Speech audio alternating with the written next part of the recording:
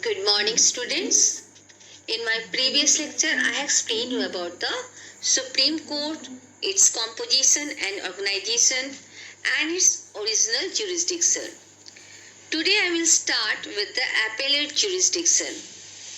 A court of appeal is one which may change the decision or reduce the sentence passed by the lower courts. The Supreme Court is the final court of appeal. An appeal lies to the Supreme Court from any judgment or final order of a high court in India.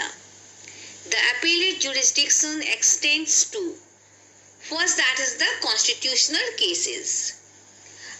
Every high court has the power to interpret the constitution and to issue writs for the enforcement of the fundamental rights. However, on matters involving the interpretation of the constitution, the Supreme Court has the last word to say. An appeal lies to the Supreme Court from any judgment of a high court if the high court certifies that the case involves interpretation of the constitution. If the high court refuses to give such a certificate, the Supreme Court may grant special leave to appeal. Okay. Now second, that is the civil case. Appeals in civil matters lie to the Supreme Court if the High Court certifies that the case involves a substantial question of law of general importance and the question needs to be decided by the Supreme Court. There is no bar on Supreme Court's power to grant special leave to appeal in the suitable cases. Now, next case that is the of the appellate jurisdiction. That case is what? That is the appeal in the criminal matters. There are two ways in which an appeal in the criminal matters may be brought before the Supreme Court. First is without a certificate of the High Court and another is the with a certificate of the High Court. Okay. Now, without a certificate of the High Court, an appeal lies to the Supreme Court if the sessions judge has acquitted the accused but the High Court on an appeal from the government reverses the decision of acquittal and sentences the accused to death. If the High Court has withdrawn any case from a subordinate court and has convicted the accused and sentenced him to death. Okay, so these are the without a certificate of the High Court. Now another is the with a certificate of the High Court. An appeal lies to the Supreme Court if the High Court certifies that the case is a fit one for appeal to the Supreme Court. Okay. Now next let me explain you about the functions of the Supreme Court. The first and the most important function of the Supreme Court is what? That is the original jurisdiction. Now original jurisdiction of the Supreme Court means those cases which come directly to the Supreme Court without being taken to any other court. Now, these cases are what? The cases of disputes between the central government and any state government, disputes between two or more states, disputes between the center and one and more states on one side and one or more states on the other side.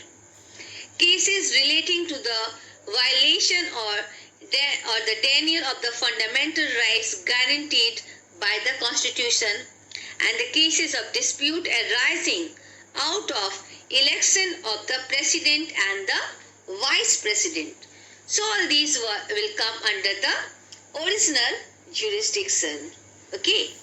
Now second, another important function of the Supreme Court, that is the appellate jurisdiction. The Supreme Court is the highest court of appeal and hears appeals against the decisions of the high courts. Both civil and criminal cases come before it by way of appeal. In civil cases, an appeal can be made in the Supreme Court if the High Court certifies that a substantial question of interpretation of law is involved. For criminal cases, an appeal can be made in the Supreme Court against the decision of any court. If a person is acquitted by the subordinate court but is awarded a death sentence by the High Court. Second is, the High Court withdraws a criminal case from a lower court and awards the death sentence. Third is, the High Court certifies that the case is fit for appeal to the Supreme Court. Okay, so these three will come under the appellate jurisdiction. Now next power, the functions of the Supreme Court is what? That is the special leave to appeal by the Supreme Court. The Constitution gives a very special kind of power to the Supreme Court. The Supreme Court may grant special leave to appeal in any matter except against an order of a court relating to the armed forces. The aggrieved party may appeal for special leave in civil cases. In the criminal cases, in income tax cases, and in cases which come up before tribunals. Okay? Now, next, that is the enforcement of the fundamental rights. The Supreme Court is the guardian and the protector of the fundamental rights. Any citizen whose right has been violated by may move the Supreme Court for the enforcement of the rights. The Supreme Court has the power to issue order or writs in the name of the habeas corpus, mandamus, prohibition quo warranto, and certiorari for the enforcement of any of the fundamental rights.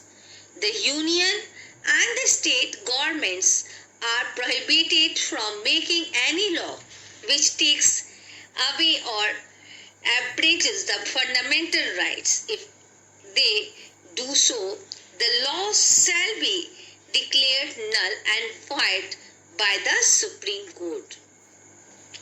So first, let me explain you about these orders or the writs. Okay. After that, I will explain the another point. Now, first, let me explain you what are writs. It is a form of written that is the writs are there written command in the name of a court or other legal authorities to act in a particular way. It is issued by the Supreme Court to make the rights to constitutional remedies available to every citizen. Okay, so this is called the writs. There are 5 types of writs are there, and these 5 types of writs are what? These are the habeas corpus, mandamus, prohibition, then certiorari, and the quo warranto. Mandamus is the Latin term which means we command. Mandamus is an order from the Supreme Court or the High Court to a lower court or tribunal or the public authority to perform a public or the statutory duty. This writ of command is issued by the Supreme Court or High Court when any government court or the corporation or any public authority has to do a public duty but fails to do so. Okay? Now, habeas corpus, prohibition, then certiorari, and quo warranto are other writs with which are used to issue commands of the other kinds. Okay? So, these are the writs are there. Now, next that is the advisory jurisdiction. Now, the Supreme Court has important advisory functions. The President of India may refer any question of law or matter of public importance to the Supreme Court for its advice. Legal advice from the Supreme Court may also be sought by any government department, the legislature, or the Council of Ministers. Now, the main advisory, the Supreme Court has an advisory jurisdiction, as I explained you, that to give its opinion as may be referred to it by the President in two types of cases. And these cases are what? If the question is of a public importance and it is necessary to obtain the opinion of the Supreme Court. Second is disputes arising out of pre-constitution treaties and agreements which are excluded from the original jurisdiction by Article 131. Okay, so these are the advisory jurisdiction. Now, next is the revisory jurisdiction. The Supreme Court has power to review any judgment pronounced by it. This provision shows that human judgment is fallible and the court may rectify something that was misjudged. In a judgment passed on 10th April 2002, the Supreme Court said situations may arise in the rarest of the rare cases which would require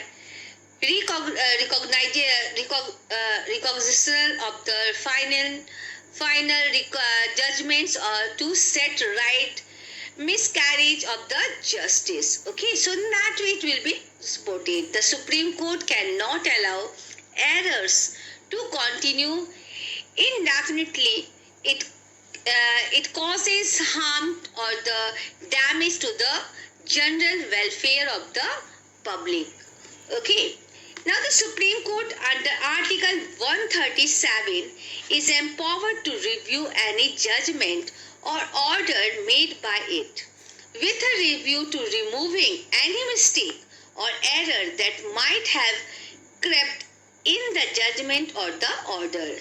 This is because the Supreme Court is a court of record and its decisions are of the evidentially very value and cannot be questioned in any court. Okay. Now the next point, that is the judicial review. But first let me explain you what is the meaning of the judicial review. Judicial review means the power of the Supreme Court to review laws made by the Union or state legislatures and declare them as null and void if they are against the provisions of the Constitution of India. Now let me explain you what is the need for the judicial review. The need for the judicial review, why it is there? Now the Supreme Court has been given the power of the judicial review because for the different reasons, and these are to maintain the balance of the powers between the center and the state and check that they do not violate their limits, to interpret the laws as given in the Constitution, to declare a law as unconstitutional if it is against the Constitution and interest of the people at large. So these are the reasons why we need the judicial review. Now the next important point is that is the court of record. Now court of record, the Supreme Court is also a court of record. It maintains an account of all its proceedings and judgments. These are duly printed and recorded for future reference in the court. So that is the court of record. Now let me explain you about the administrative and the supervisory functions of the Supreme Court. Appointments of the officers and the staff of the Supreme Court are made by the Chief Justice of India or by such other judge as he may direct. The court makes rules regarding the conduct of the advocates and other persons appearing before it. It also makes rules regarding the fees to be charged in respect of the proceedings in the court.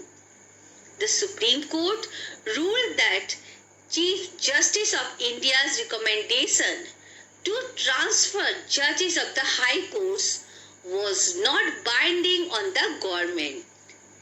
If the recommendation was made without consulting four senior-most judges of the Supreme Court. The Supreme Court simplified procedures in the area of public interest litigation or the PIL. A person can register a case simply by writing on a postcard or application stating his complaints. These complaints are registered and necessary order are passed. The grievances of women, children, bonded laborers and other weaker sections are given attention under the scheme. So all these are the administrative and the supervisory functions of the Supreme Court. So all these were there in this chapter. Now you read this chapter thoroughly and listen my lecture carefully. Thank you. God bless you all.